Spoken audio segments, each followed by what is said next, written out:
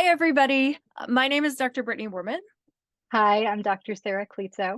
and together we are the Carter Hall School of Folklore and the Fantastic. And we're here today to talk to you about our brand new course, The Magic of Shakespeare, which we are ridiculously excited about.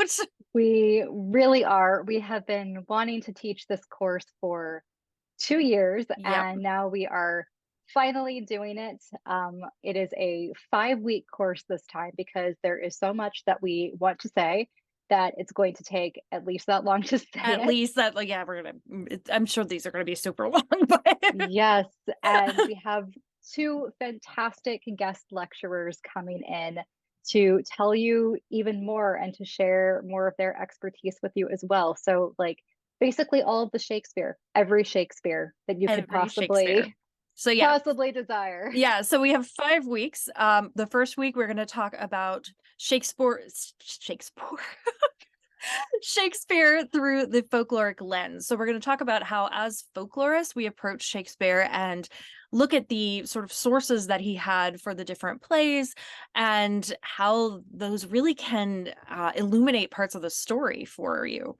And also how that can just make understanding Shakespeare in general so much easier and Mhm. so much more fun. Like once you can kind of unlock Shakespeare through folklore, it all starts coming together. Just really beautifully in a way that I have never found through any other avenue. Agreed. So the next week we are going to talk about fairies, which I is love how you said that pretty very. fairies. Yeah. Well, fairies are one of our very favorite topics, and obviously Shakespearean fairies are especially fun. We're obviously going to talk about Midsummer and Tempest, and even little Romeo and Juliet with Queen Mab. And we love the way that Shakespeare uses fairies, and some of the stuff that he came up with sort of became canon fairy lore after him, which is also really interesting. Yes, so we're going to talk about, the ways that Shakespeare uses fairy lore, but also some of the ways that Shakespeare really contributed to fairy lore Yeah. himself, which is pretty awesome. Yeah. Okay, then week number 3 is going to be devoted to the fairy tale, which is different. So his most fairy tale like plays are his romances. And they're not really based as closely on pre-existing plots as some of the other folktale plays, but they're clearly building with fairy tale blocks. Yeah. And they are even potentially some of the earliest literary versions of some of our most famous fairy tales now, which is incredible. Some of Yeah. the earliest versions of Snow White we can find literally in Shakespeare, Yep. which is wild. Surprise. Mhm. Then week number 4 is going to be devoted to ghosts and witches. So it's like our spooky week. And you can guess what plays are going to be in there. We're definitely going to talk about Hamlet and Macbeth and really dive into the more legendary sort of aspects that Shakespeare was drawing on as well.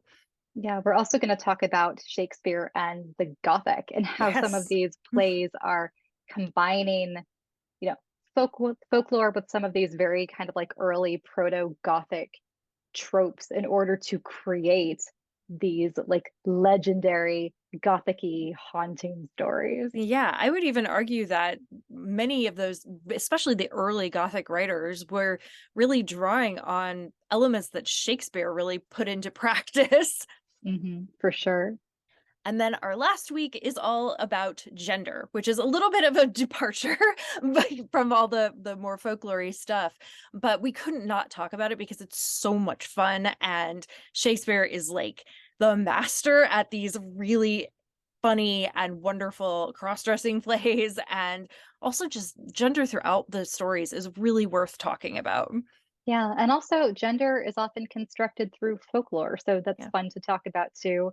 Um, yeah, like Brittany said, Shakespeare has at least five central cross-dressing heroines who are some of his most like impressive, epic characters in his entire canon, and we want to talk about them. They're super Yeah. cool.